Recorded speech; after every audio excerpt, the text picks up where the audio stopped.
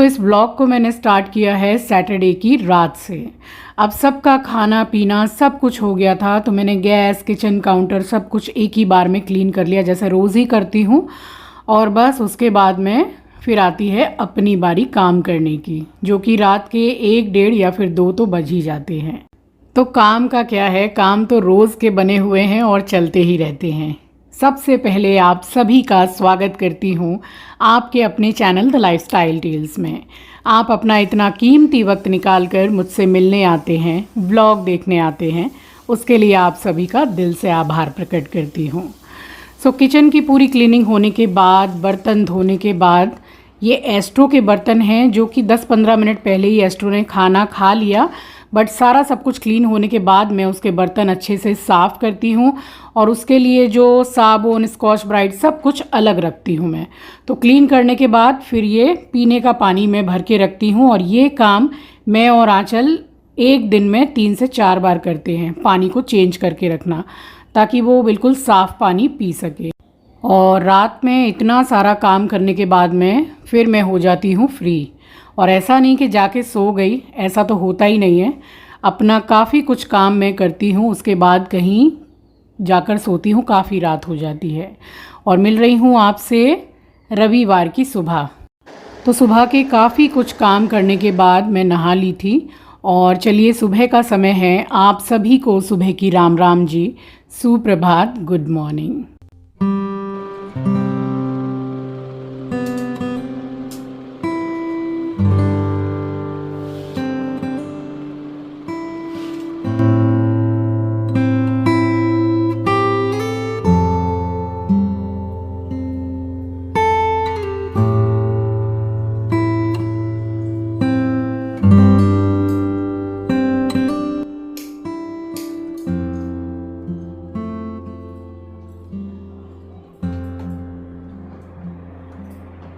अच्छा, आजकल मौसम कुछ ऐसा हो गया है कि जैसे ही शाम होती है वैसे ही आंधी तूफ़ान और बारिश हो रही है।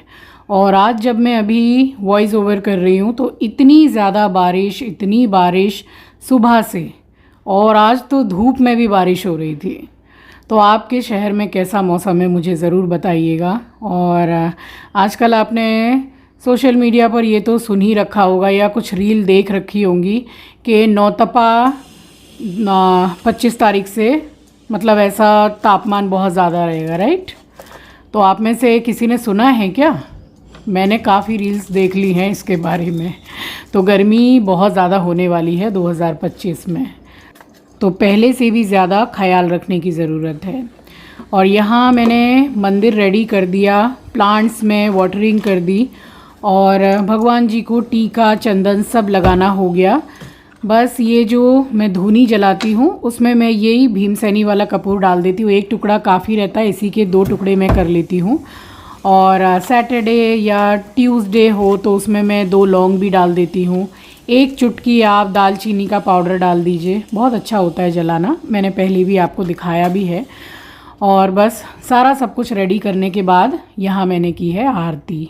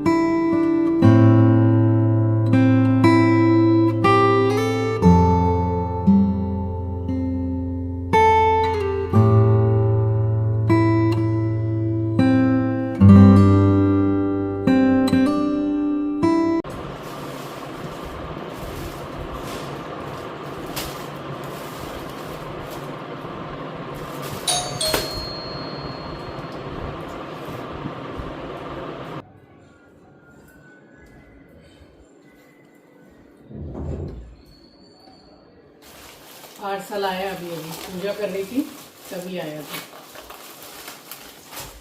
क्या है ये? मैंने ही कुछ ऑर्डर किया है। अच्छा, बहुत ही काम की चीज़ ऑर्डर की है मैंने। शू रैक में सारे जो महंगे महंगे शूज और सैंडल्स, चप्पल, स्लीपर, कुछ भी सब एक के बगल में एक रखा रहता है, या ज्यादा हमारे पास जगह नहीं है तो उसके एक एक के ऊपर एक एक पेयर लगा देते हैं।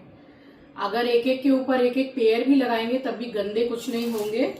ये मंगाया है मैंने, शू पाउच बोलते हैं इसको, बहुत अच्छा है और ट्रेवल में भी बहुत ज्यादा काम में आएगा ये। जैसे कितनी बार पैक करके सूटकेस वगैरह में लेके जाते हैं ना, बहुत सही है। प्रोडक्ट को मैं टैग कर दूंगी तो आप चेक कर लीजिएगा, अच्छी चीज है। अब देखती हूँ कि क्वालिटी कैसी आई है। मैंने ये ट्रांसपेरेंट वाले मंगाए हैं ताकि कोई भी चप्पल जूता रखें तो वो है कि अगर ऐसा रहेगा दोनों तरफ से तो ऑब्वियसली के पाउच को खोल के तभी देखना पड़ेगा कि कौन सा है। बट मैंने ऐसा वाला मंगाया है, ये ऊपर ब्लैक है बट यहाँ ट्रांसपेरेंट है तो दिख जाएगा। ये है 1 2 3 4 5 6 का सेट है, ये 6 का सेट। मुझे अभी प्राइस याद नहीं आ रहा है, आई थिंक 198 या 200 ऐसे था, मुझे ठीक से ध्यान नहीं है, मैं मेंशन कर दूंगी। या फिर आप प्रोडक्ट जो टैग होगा उसको आप क्लिक करके देख लीजिएगा, आपको पता चल जाएगा। चीज अच्छी है। 3 पैक मैंने मंगाए हैं, 2 तो मैंने अपने घर के लिए मंगाए हैं क्योंकि हमारे चप्पल जूते ज्यादा हैं। मेरे बच्चों के ही आंचल की ही कितनी ज्यादा स्लीपर सैंडल्स हैं, चिंकी के कितने शूज हैं, सबसे कम जो चप्पल जूते हैं वो मेरे ही हैं। तो इसमें अच्छे से अरेंज करके रखूंगी मैं। 2 मैंने अपने लिए मंगाए 12 का सेट, मम्मी पापा के घर में ज्यादा लगता नहीं है इसलिए 6 का सेट मम्मी के लिए मंगाया। देखिए, एक बात जरूर बोलना चाहूंगी कि मैं एक फुल टाइम ब्लॉगर हूँ, डेली ब्लॉगर हूँ, अपनी लाइफस्टाइल शेयर करती हूँ, अपने बारे में जो चीजें हैं वो शेयर करती हूँ। यहाँ जरूरी नहीं है कि पूरे खानदान को सब जगह से उठा के लाके मैं मिलवाऊं, ये करूं वो करूं। चलिए, ये तो बहुत छोटी सी बात है। कल मुझे जरा टाइम था तो बैठ के मैंने कुछ कमेंट्स मार्क करके रखे हैं, उनके बारे में जरूर से बात करूंगी। बस इतना ही बोलूंगी कि बोलने पर टैक्स तो लगता नहीं है और ना ही कमेंट करने पर टैक्स लगता है। तो जो दिल में इच्छा आई भड़ास कमेंट में निकाल कर चले गए, है ना। लाइक रियली, जो भी दिल में है वो लिख के चले जाओ। क्या आप मुझे पर्सनली जानते हैं? क्या आप मुझसे कभी मिले हैं? क्या आप मेरे मम्मी पापा से कभी मिले हैं? मैं और आप सभी हम व्लॉग के जरिए से कनेक्टेड हैं, है ना। बट ऐसा नहीं है कि व्लॉग के जरिए से कनेक्टेड है तो आप मेरे बारे में नहीं जान सकते हैं। सामने वाला इंसान ये नहीं जान सकता है कि भाई जिनको हम रोज देखते हैं उसका नेचर क्या है, वो कैसी है, उसका फैमिली कैसा है ना। जानते तो सभी हैं, बट क्या जो मन में आएगा वही लिख के चले गए कमेंट में? सच में। तो इन सब चीजों का कुछ कमेंट मैंने मतलब हटा के साइड रख दिए हैं। आने वाले ब्लॉग में जरूर से बात करूंगी। तो ऐसा बिल्कुल भी नहीं सोचना चाहिए कि भाई कमेंट्स करने पर या मुंह से बोलने पर टैक्स तो लगता नहीं है, तो जो दिल में आए लिखो और बोलो। उसके बारे में सुना है ना आपने, किसी का दिल दुखा के, किसी के बारे में ऐसा बोल के अनाप शनाप, ये सब भी आपको भोगना ही होगा। कितनी बार मैं अपने ब्लॉग्स में बोलती हूँ कि किसी के लिए अगर अच्छा नहीं बोल सकते हो तो बुरा भी मत बोलो।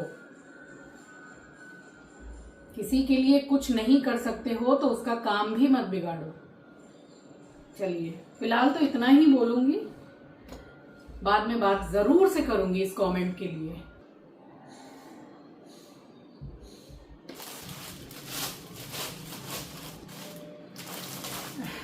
चलिए, मेडिसिन लेने जा रही हूँ। साग सब्जी वाले बैठे थे, मैंने बोला कि मैं नहीं आ पाऊंगी, तो बेचारे दे के गए मुझे दरवाजे पे, बड़ी हेल्प कर देते हैं वो। तो साग सब्जी सारी इसलिए मंगा ली कि आज संडे है, आज मुझे हायर की तरफ से कॉल भी आया है और जो पार्ट है वो आज लगेगा, डेफिनेटली आज ही लगेगा।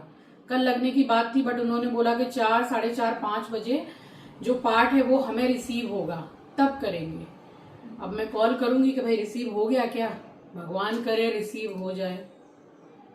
आज 7वां दिन है, 1 सप्ताह हो गया फ्रिज नहीं चल रही है। आप समझ सकते हैं कि बिना फ्रिज के कितनी दिक्कत आती है। तो आज उन्होंने एकदम मुझे बोला है कंफर्म कि वो लगाएंगे पार्ट, इसलिए सोसाइटी में सुफल बंगला बैठता है तो मैंने सारी साग सब्जियां सब मंगा ली। जैसे ही लग जाएगा फ्रिज को दोबारा से क्लीन करके सामान लगाऊंगी। जा रही हूँ मेडिसिन लेके, नाश्ता करूंगी।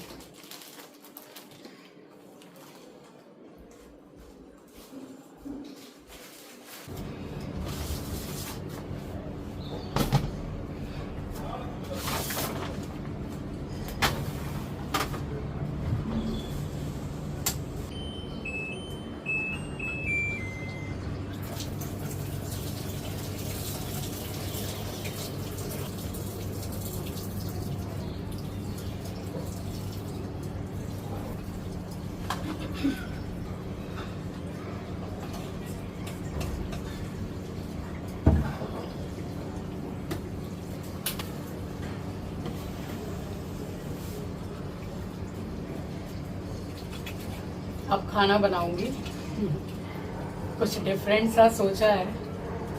ठेचा होता है ना, फर्स्ट टाइम लाइफ में जब ठेचा बना के मैंने खाया, इतना पसंद आया मुझे, इतना पसंद आया। बट उसमें मिर्ची ज़्यादा होती है ना, इस वजह से काफ़ी महीने मैंने गैप कर दिया। बट अभी वही बनाने जा रही हूँ। ठेचा बनाऊंगी, रोटी। पता है मैंने आंचल को खिलाया, आंचल को भी अच्छा लगा। शाम को जो बना खाएंगे तब शाम को बनाऊंगी।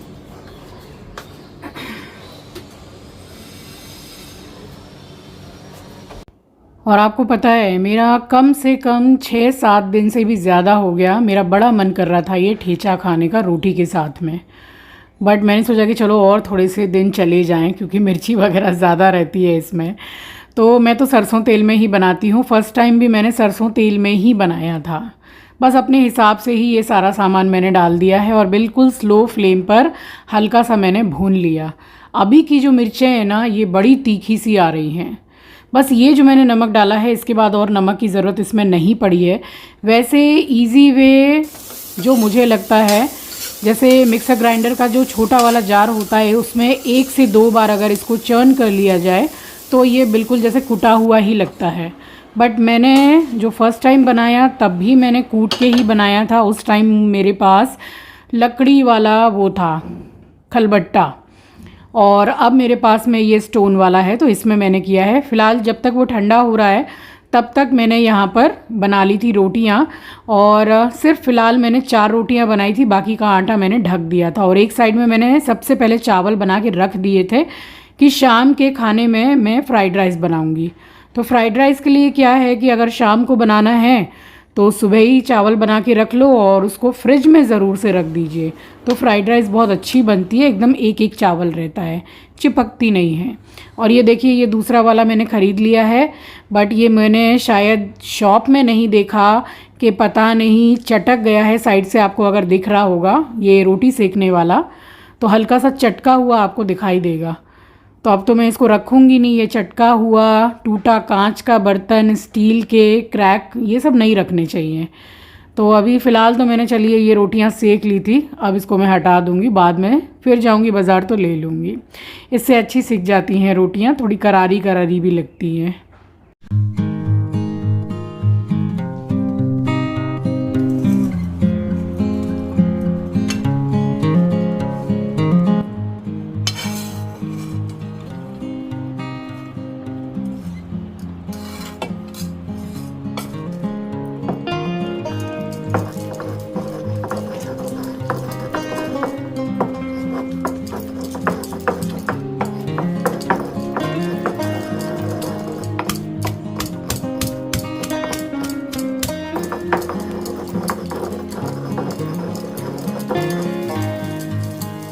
इसमें मुझे थोड़ा समय तो लगा है, मगर बहुत ही बढ़िया तरीके से पिस गया।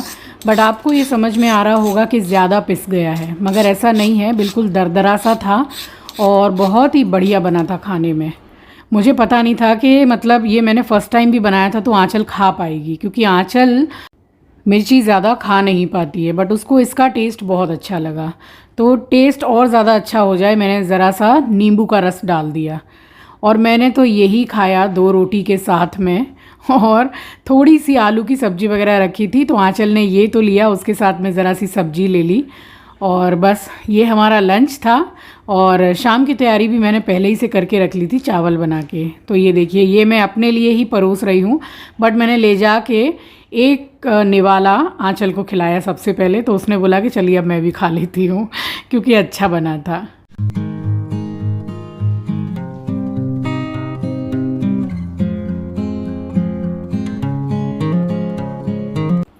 तो ये वाला जो खल्लड़ है, हम लोग खल्लड़ बोलते हैं, खलबट्टा भी बोला जाता है इसको। चीज़ ये बहुत अच्छी है और कभी कभी तो काम में आ ही जाती है। और देखिए बेल बजी थी तो सबसे पहले ये भाई साहब जाते हैं, जैसे कि वाकई में दरवाज़ा खोल के पूछ लेगा कि भाई कौन आया है, सबसे पहले दौड़ के जाता है। बस इसके साथ मैं ज़रा बात कर ही रही थी, तब तक अमन आ गया, और अमन के साथ अब इसकी बहुत अच्छी दोस्ती हो गई है, पहले इतनी नहीं थी। अमन भी इसको बहुत प्यार करता है। फैमिली में कोई भी ऐसा नहीं है, और मैं सिर्फ फैमिली का नहीं बोलूँगी, जो ऑनलाइन से पार्सल लेके भैया लोग आते हैं ना, वो भी हमारे एस्ट्रो को बहुत प्यार करते हैं। मेरा एस्ट्रो है ही इतना प्यारा, बिल्कुल भी बदमाशी नहीं करता है, सीधा बहुत है। कोई स्ट्रेंजर भी आता है उसको भी देख के ये पूंछ हिलाता है, काटता वाटता किसी को भी नहीं है। तो एस्ट्रो से मतलब घर में रौनक बनी रहती है। और ये देखिए, ये वाला जो कॉर्ड सेट मैंने पहना था, ये नहाते वक्त मैंने धोया था। अब हो गया दोपहर का टाइम, और मैं वेट कर रही थी कि फ्रिज ठीक करने के लिए टेक्नीशियन आएंगे, और पार्ट मेरा संडे को ही लगने वाला था फ्रिज में। तो सारा दिन आप समझ लो कि मन तो किया कि लेट जाऊं, ज़रा सो जाऊं, बट वो फ्रिज वाले के चक्कर में ना तो सो पाए ना आराम कर पाए। जब बेल बजे तभी ऐसा लगा जैसे कि वो टेक्नीशियन आ गए। एट लास्ट वो आए, फिर कितना समय लगा, पूरा पार्ट चेंज किया सब कुछ। और फ्रिज पहले मैंने थोड़ा क्लीन भी कर लिया था, उनके जाने के बाद फिर से मैंने फ्रिज को क्लीन किया। ये आपको नेक्स्ट वीडियो में सब कुछ देखने को मिलेगा कि देखिए एक फ्रिज के ख़राब होने से कितनी ज़्यादा दिक्कत हुई है। चलिए फ़िलहाल ठीक तो हो गई, 7 दिन के बाद सही, मगर ठीक हो गई। सो चलिए, ये था मेरा आज का व्लॉग। आई होप कि आपको पसंद आया होगा। चैनल पर अगर नए हैं, पहली बार विज़िट किया है, तो चैनल को सब्सक्राइब ज़रूर कीजिएगा, और अगर मेरे व्लॉग्स आपको अच्छे लगते हैं तो आगे शेयर भी कीजिएगा। मिलूँगी आपसे नेक्स्ट व्लॉग में, तब तक के लिए अपना ख्याल रखिए, अपनों का ख्याल रखिए। Thank you for watching guys, love you, take care, bye bye.